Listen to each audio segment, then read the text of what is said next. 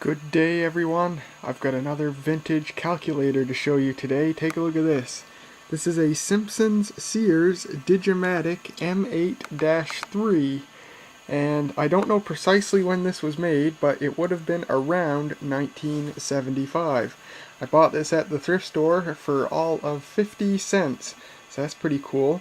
And in addition to the calculator itself, I also got the original case. There it says Digi-Matic printed on there, and it also came with the original owner's manual. That's pretty cool. So this is a basic 4-function calculator. It's got a couple other extra functions. Notably, it's got percent and it's got memory capability, but other than that, it's just your standard basic calculator. It has a vacuum fluorescent display. That's always cool. And it runs off a 9-volt battery. I did not get the battery cover. And also, although the battery contacts are in excellent shape, there's no sign of ever having been exposed to corrosion, the lead on the negative battery terminal has fallen off. So what I had to do is rip the battery clip open so I could retrieve that wire, this black wire here. And how I have it connected right now is I just have it jammed in between the battery's contact and the contact on the holder there. I'll have to solder that back on sometime. That shouldn't be too bad to do. But it works just fine when you jerry-rig it like that. So let's turn it on here.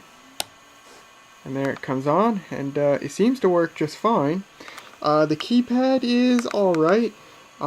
It doesn't suffer from key bounce. The keypad is about halfway between spongy and, see, when you press it down it feels spongy, but when you lift back up you get a little bit of a click, so it's kind of halfway in between. It's pretty responsive, except once in a while you'll get one key that just doesn't want to respond when you press it, but then that'll get better, and then a different key will stop responding. There's always one number key at any particular point in time that doesn't want to respond, and then once that key recovers, another key goes bad. Like, I don't know what's going on there.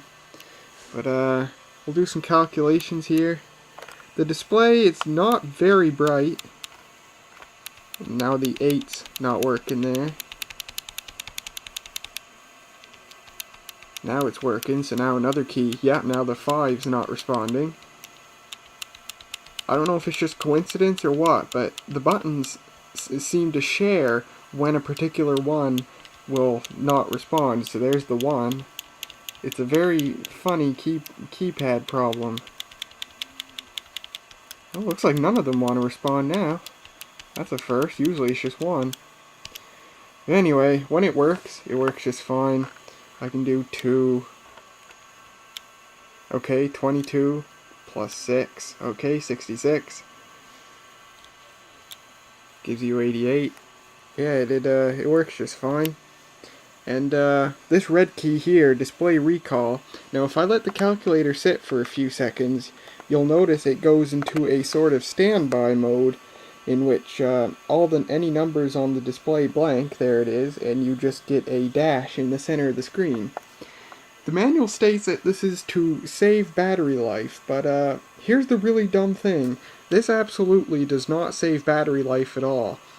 My only guess is either they used common circuitry on this calculator that was shared with another model that used an LED display, because this trick does work on an LED display, but not on a vacuum fluorescent display, or the engineers who designed this thing did not know the difference between LED and VFD displays in terms of power consumption.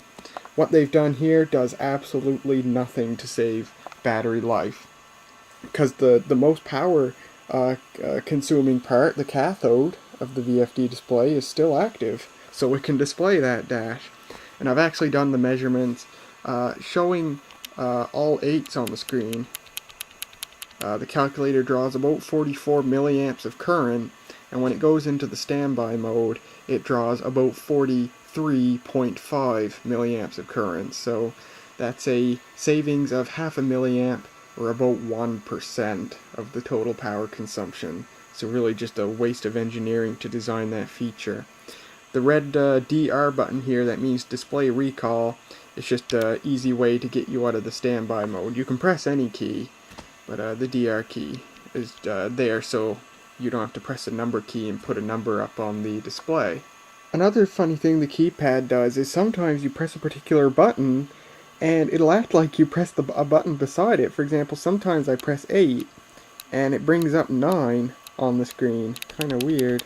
So anyway, the percent function, you put in any number and you press percent and it divides it by 100.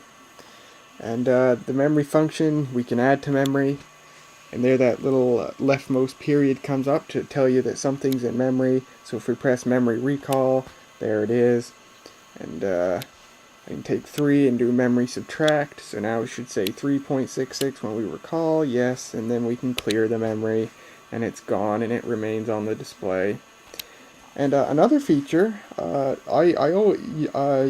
first demonstrated this feature on my TI-30, which has this exchange button in which the calculator can act like 2 separate calculators. Although I believe this works kind of differently than the TI-30 does. So if I put a number up on the display here, and I press exchange, and now I can... So let's try to do a calculation here. 99 times 5 is that. And if I press exchange again, yeah, see, it works differently. It didn't bring up the original number that I put in. It seems exchange on this calculator seems to bring you to the last number that you put in, or the second to last, or something like that. It's kind of weird. Well, that's pretty much all there is to show, really. It's just a basic calculator. If we look at the top here, there's a jack for an AC adapter, and you got this nice metal plate here that shows you in basically how to use it. Made in Japan, expressly for Simpsons, Sears, and Simpsons. Simpsons-Sears, as I've mentioned before, that was the Canadian, the Canadian counterpart of Sears in the United States. So Simpsons-Sears themselves did not make this. Some unknown Japanese company made it for them. And they had a few calculators back in the day under the Digi-Matic name. So if we look at the manual here, actually this calculator, it's got a couple of interesting features. Yeah, it's got some special indicators that show up on the display. You've seen the memory indicator. Oh, the minus sign. Yeah, something really weird with this thing is that you can't input negative numbers on it. Like if I want to do -5 times 2, I can't do that. First of all, I've got to put 0 minus 5, and there it says -5, and then do whatever calculation I want. But you can't explicitly put in negative numbers. It's got a low battery indicator on the left side of the display, and L will appear when the battery's low. I have not been able to get this to work. I actually tried a dead battery in here, and I kept the calculator on until the point it quit working, and the low battery indicator just, it never showed up. The calculator just crashed when the battery got too low. So I couldn't really get that to work, and then basically the error indicator is a C there. So if I give it an error here, there C comes up. Oh yeah, that's kind of weird. Sometimes there. If I press C, there, see, it took away the error, but it kept the garbage number that it came up with.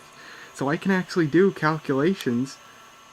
Oh, well, sometimes you can do calculations with the number on the screen, but there I pressed minus and it gave me an error again.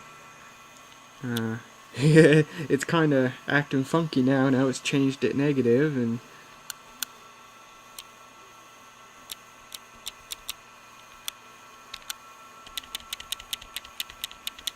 see, I'm pressing 0 and it's giving me 1s. So yeah, this calculator doesn't work perfect. It's giving me a bunch of 1s now.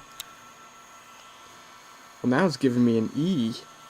That's really weird, because it's supposed to be a C to mean error. Oh, because it's negative. But yeah, that's really weird. There, see, I'm pressing 0. I'm just pressing 0 over and over. and it keeps giving me 1. So yeah, kind of funny keyboard. Really funky behavior when you give it an error.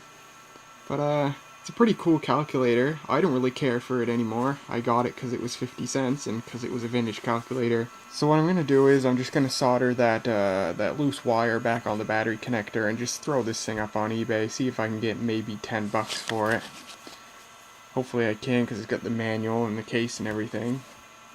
And maybe it'll go to someone who has a bit more interest in it than myself. And last thing I'll show is when you mash all the keys at once. Gives you amusing behavior. Well, there's the Simpsons-Sears Digi-Matic M8-3 calculator from around 1975. Hope you guys enjoyed, and I will see you guys later.